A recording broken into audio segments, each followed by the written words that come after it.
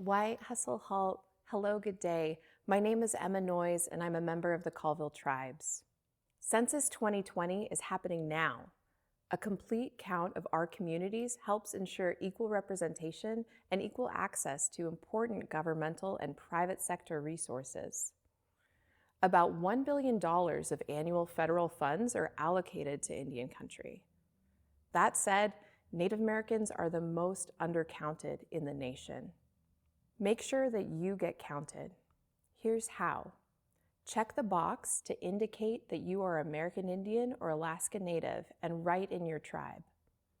You do not need to be an enrolled member, and no proof is required. Whether a household is counted as an American Indian or Alaska Native household depends entirely on the race of person number one, the first person listed on the census form. So be sure person number one identifies as Native American or Alaska Native.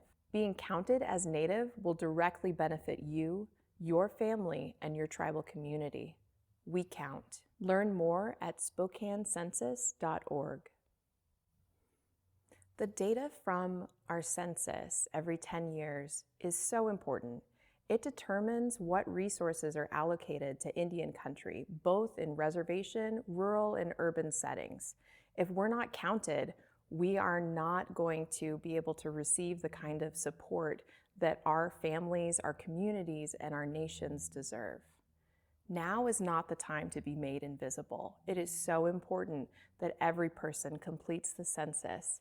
It's a simple process this year, and I really hope that you make sure your household and you as an individual and you as a tribal person are counted. When I think about the census, I think there's more to it than just marking down the answers to 10 questions. The census has been going on for a long time. And for my family, it's been an important part of being able to look back and see our history and our story. For example, if you complete the census, your information is de-identified and no one will be able to link your name to your information until 72 years from now. As a Native American person, my family history is very important, and there are many reasons why there have been missing links in the communication and the storytelling of our family history. When I look back in the census, I'm able to see remarkable stories. I'm talking about census rolls in the 1930s and the 1940s. I'm talking about census rolls that tell the story of where your ancestors were, what they were doing, and what their families looked like, what their household looked like. In my family, I was able to see a story of two sisters that went to boarding school. As many know, boarding school is a very, very challenging area for our Indian people.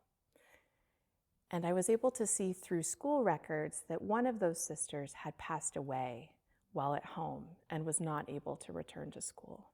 However, in looking at the census records, I was able to see that that sister did not actually pass away. Her family, my family, was able to hide her and keep her from having to return to boarding school because she shows up on the census record year after year after that.